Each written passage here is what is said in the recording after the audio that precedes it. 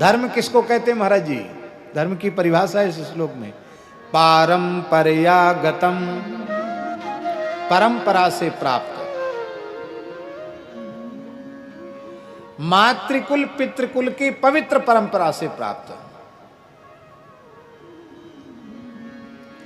और व्यासी जब हम परंपरा का चिंतन करेंगे तो कोई ईसाई नहीं है, कोई मुसलमान नहीं है, कोई किसी दूसरे धर्म का नहीं है।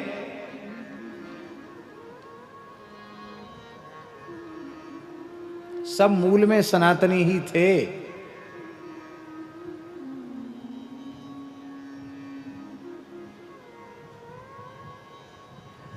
जहां से इस्लाम चला है उसके जो मूल थे वो भी सनातनी ही थे।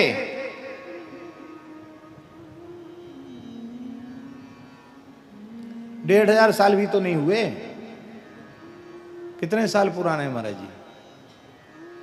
1400 साल से कुछ आगे तो हुआ है, इससे ज्यादा समय नहीं हुआ। ईसाई मत को कितना समय हुआ? इससे ज्यादा समय नहीं हुआ। इसके पहले कौन सी परंपरा थी? आखिर मनुष्य तो थे कि नहीं थे?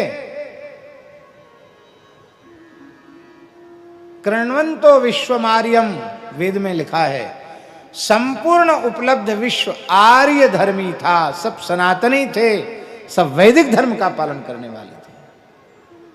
पूरे संसार में वर्णाश्रम व्यवस्था थी।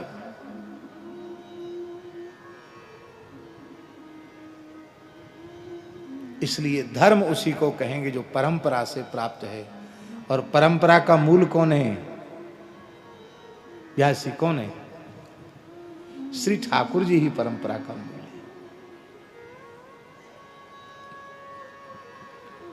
भगवान के मन में सृष्टि का संकल्प उत्पन्न होता है तो भगवान के नाभि से कमल प्रकट होता है, कमल में ब्रह्मा जी प्रकट होते हैं, फिर सृष्टि का विस्तार होता है। यही तो सृष्टि का क्रम है।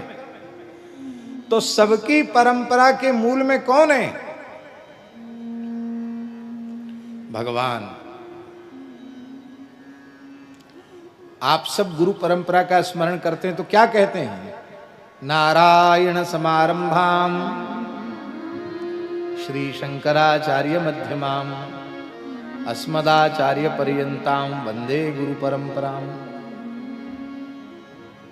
इन महात्माओं से पूछो तो सबके मूल भगवान है कि नहीं?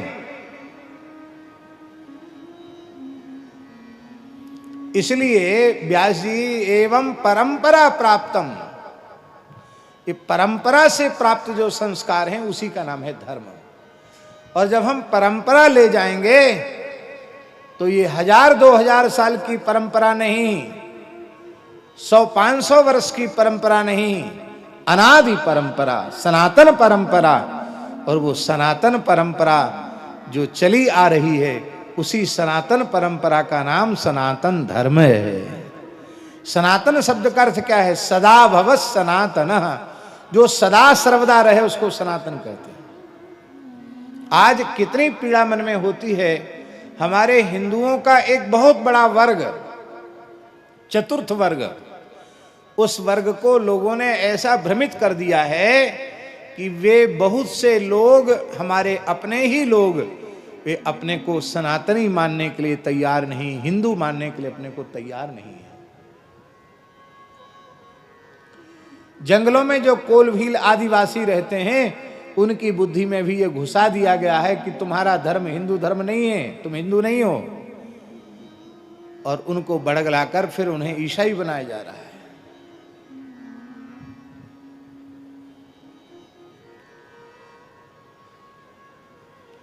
और हम निवेदन कर रहे हैं कि न हिंदू था, न मुसलमान था, न अन्य कोई मत परंपरा थी।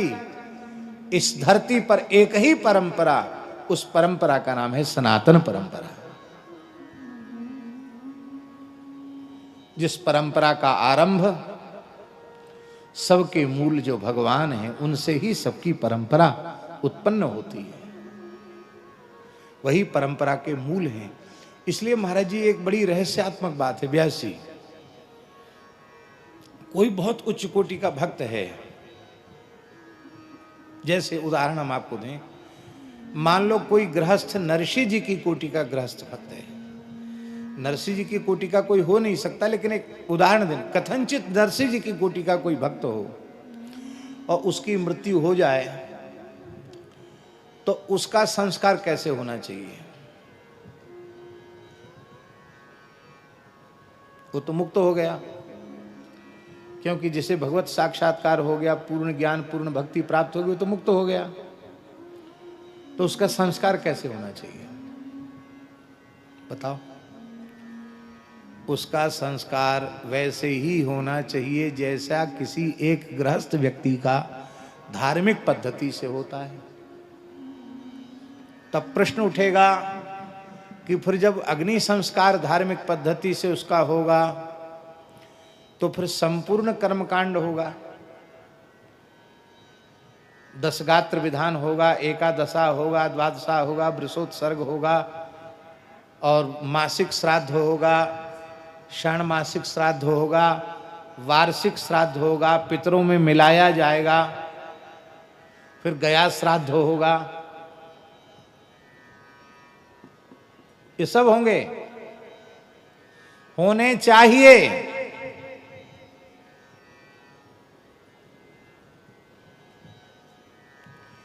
गौ माता की जय, जय जय श्री राधे। महाराज जी चुपके से आके पीछे ही विराज जाते हैं, और पीछे से ही फिर सभी लोग सावधान होकर सुने।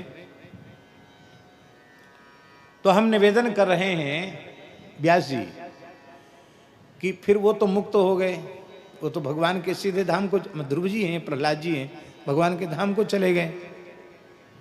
अब कैसे होगा? उनका कर्मकांड हो कि ना हो, उनका कर्मकांड होना चाहिए।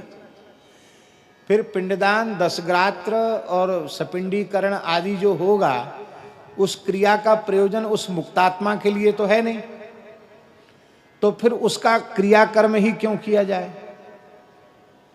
जब उसे मिलना ही नहीं, वो तो भगवान के पास पहुंच गया, मुक्त हो गया, उसका तो कोई लेना देना उससे है नहीं, तब फिर उसके निमित्त शास्त्रीय विधि का पालन क्यों किया जाए? इसका समाधान गरुड़ पुराण में लिखा है।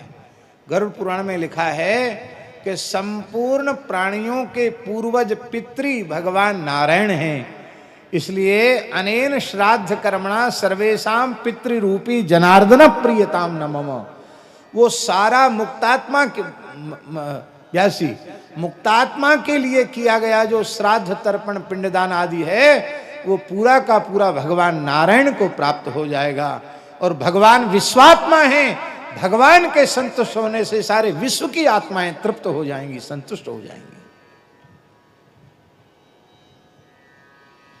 इसलिए चाहे जितने उच्च कोटि के आप भक्त हों, पर कुल परंपरा से प्राप्त धर्म के संस्कार कभी नहीं त्यागने चाहिए।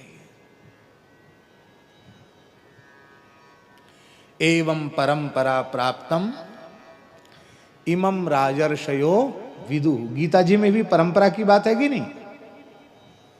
यहां भी नंद बाबा कहते हैं, यह एवं विसृजे धर्मम पारंपरियागतम नरः। परंपरा से प्राप्त धर्म का जो त्याग करता है, कामात, लोभात, भयात, द्वेषात, चाहे कामना से करे,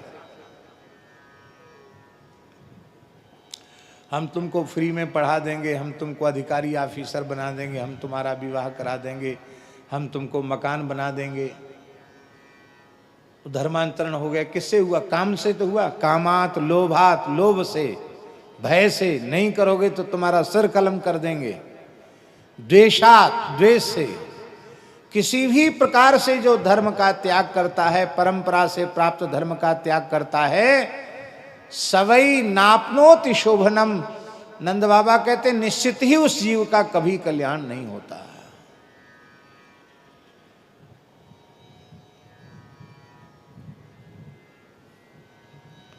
भगवान की भक्ति अवश्य करनी चाहिए, पर वैदिक धर्म का हृदय से आदर करते हुए, परंपरा से प्राप्त धर्म का, सदाचार का पालन करते हुए करना चाहिए। गृहस्थों का जो धर्म है उसका निष्ठापूर्वक गृहस्थ पालन करें, ब्रह्मचारियों का जो धर्म है उसका निष्ठापूर्वक ब्रह्मचारी पालन करें, वानप्रस्थियों का जो धर्म है उसका वानप्रस्थी पालन करें, यतियों का जो धर्म है वो यति उसका पालन करें। सबके अपने अपने परंपरा से प्राप्त धर्म उसका त्याग नहीं करना चाहिए। इसलिए मुक्तात्मा के लिए किया गया पितृकर्म भी व्यर्थ जाता नहीं है, क्योंकि सबके पितर तो भगवान हैं। वो सारा जलदान पिंडदान भगवान के चरणों में पहुंचता है।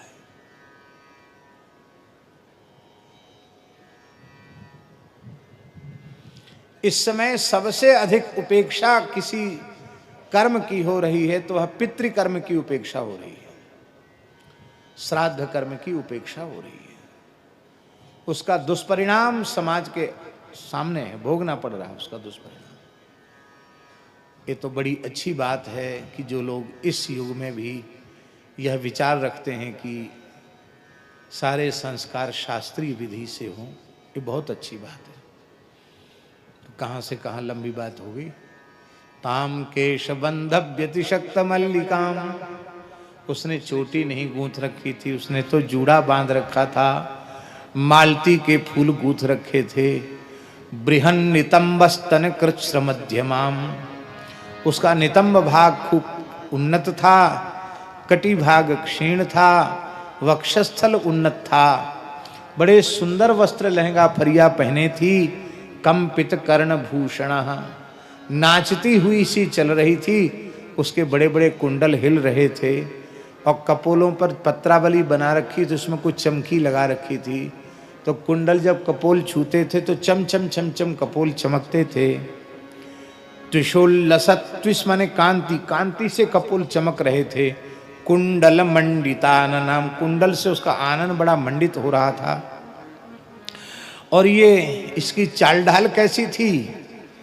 बल्गुस्मिता पांग विसर्ग वीक्षितैः मनोहरंतीम बनिताम ब्रजौकसाम, बड़ी मीठी हंसी से हंसती हुई, इठलाती हुई सी, अपने चंचल नेत्रों से तिरछी चितवन से देखती हुई, मुस्कुराती हुई और ब्रजवासियों के मन को हरण करती हुई, अपने दोनों हाथों में कमल के पुष्प नचाती हुई ये श्री नंदालय के द्वार पर पहुंच गई, नंद बाबा के द्वार पर पहुंच गई। गोप गोपी सबका मन हर लिया इसने। मनोहरंतिम। अब यहां फिर एक प्रश्न हो गया कि जब श्री कृष्ण ने ही जन्म लेकर मन हर लिया तो मन रहा कहां जो हर लिया इन्होंने। यहां इसके पीछे भाव केवल इतना ही है कि ब्रजवासियों का अंतःकरण इतना पवित्र है कि वह कहीं अशुद्धि का दर्शन करते ही नहीं है। वे पूतना को देखकर, पूतना की चाल ढाल देख करके वो ये अनुभव नहीं करते कि कोई उल्टा है, स्वेच्छाचारिणी है। उनका हृदय इतना पवित्र है, उनके हृदय में भगवान ऐसे बसे हुए हैं कि उस पूतना को भी वो लक्ष्मी समझते हैं। वो समझते हैं कोई मानवी नहीं है, ये तो ऐश्वर्य की अधिष्ठात्री भगवती लक्ष्मी आई है। लक्ष्मी क्यों आई है, भागवत मूल में लिखा है। गोपियां कहती हैं कि गोप्यः श्रियं दृष्टुमिवागतां पतिम। गोपियां कहती हैं कि अरी सखियों, ऐसा लगता है कि नंदालय में जो अद्भुत बालक प्रकट हुआ है वो कोई सामान्य बालक नहीं है। हमको तो लगता है कि साक्षात नारायण है। अब नारायण, वैकुंठ का नारायण तो नंद का लाला बन गया, तो वैकुंठ तो सूना हो गया होगा। तो बेचारी लक्ष्मी अकेली वैकुंठ में बैठ के कहा करती, तो गोप्यः श्रियं दृष्टुमिवागतां पतिम। लक्ष्मी अपने पति के दर्शन करने नंदालय आई है। ये बालक लक्ष्मी का पति है, नारायण है, तो लक्ष्मी अपने पति को खोजते हुए आई है। और ये कमल नहीं है इसके हाथ में, ये स्वर्ण के दीपक हैं, मानो दीपक लेकर खोज रही है अपने पति को। अरे सखी चली जान देव आए भीतर, अपने पति के नन्हे मुन्ने बालक के रूप में दर्शन करके ये धन्य है जाएगी, ऐसा विचार कर रही हैं गोपियां। ये है, ये तो गोपी कह रही है। और ब्रजवासी कहा कह रहे हैं,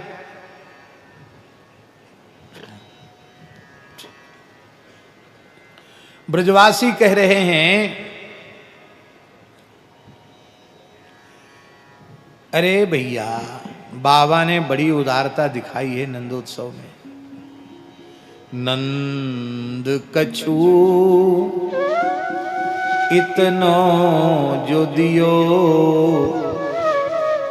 न बची बचिया छछिया न पिछोरी।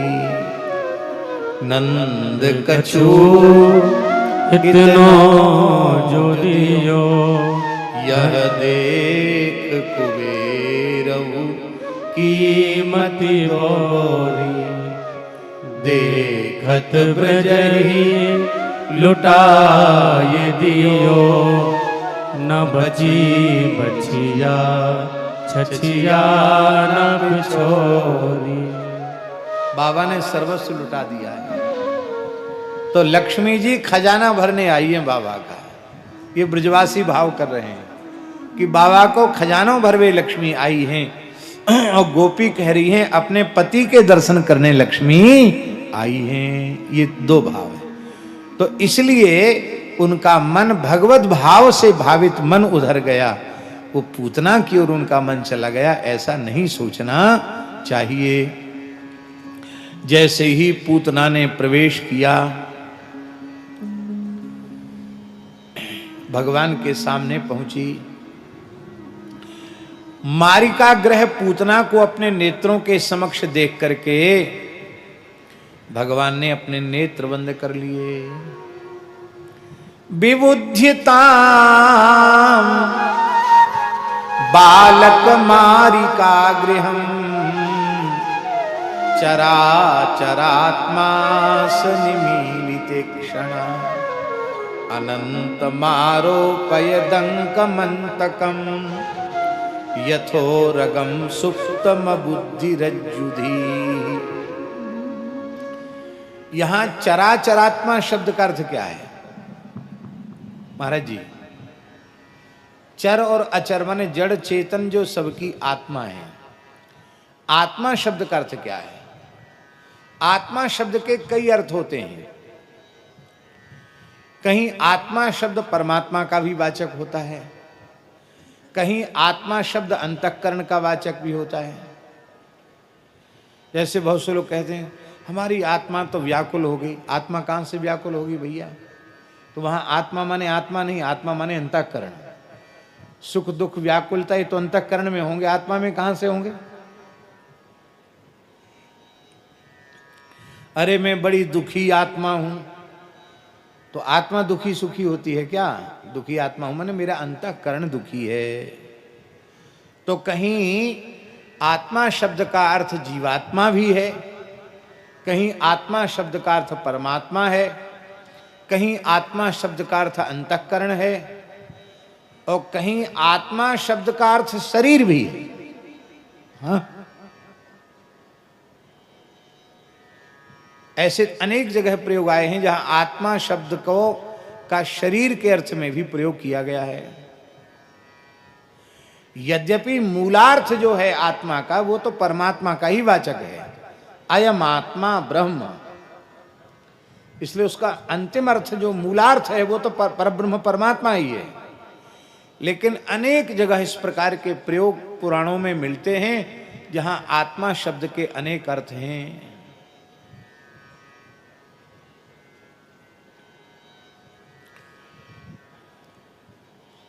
नाम नहीं लेंगे। एक सिद्धांत ऐसा है, उसके यहां आत्मा का विचित्र स्वरूप है। वो कहते हैं कि आत्मा जो है वो जिस देह में जाता उसी देह का परिमाण वाला होता है। वो कहते हैं कि चींटी की देह का आत्मा चींटी के जैसा, और हाथी के शरीर का आत्मा हाथी के जैसा। अब हम पूछते हैं कि हाथी ने शरीर छोड़कर चींटी के शरीर में प्रवेश किया, तो हाथी का आत्मा तो हाथी के जैसा लंबा चौड़ा होगा, वो चींटी में प्रवेश कैसे करेगा? एक ऐसा भी दर्शन है, आप जानते ही होंगे।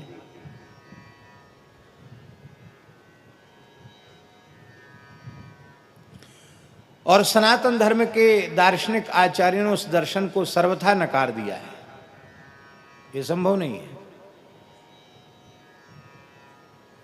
यहां चराचरात्मा शब्द का अर्थ भागवत के टीकाकारों ने किया है, चर माने चेतन जीव और अचर माने अचेतन प्रकृति। ये दोनों हैं आत्मा अर्थात शरीर जिनका, ऐसे चेतना चेतन विशिष्ट ब्रह्म श्री कृष्ण। चेतन जीव और अचेतन प्रकृति, ये दोनों भगवान का शरीर है, और भगवान शरीरी हैं। जैसे शरीरगत दोष आत्मा में व्याप्त नहीं होते हैं, क्योंकि आत्मा देहादि से सर्वथा विलक्षण है, ऐसे ही चेतन जीव के और अचेतन प्रकृति के दोष परमात्मा में व्याप्त होते नहीं है। जैसे शरीरगत दोष आत्मा में व्याप्त, बालत्व युवत्व वृद्धत्व जरात्व आदि जो दोष हैं वो आत्मा में थोड़ी व्याप्त होते हैं। तो जैसे देह के दोष आत्मा में व्याप्त नहीं होते हैं, ऐसे ही जीव और प्रकृति के दोष परमात्मा में व्याप्त नहीं होते हैं। और जीव भी नित्य है और प्रकृति भी परमात्मा की नित्य, एक ऐसा भी सिद्धांत है।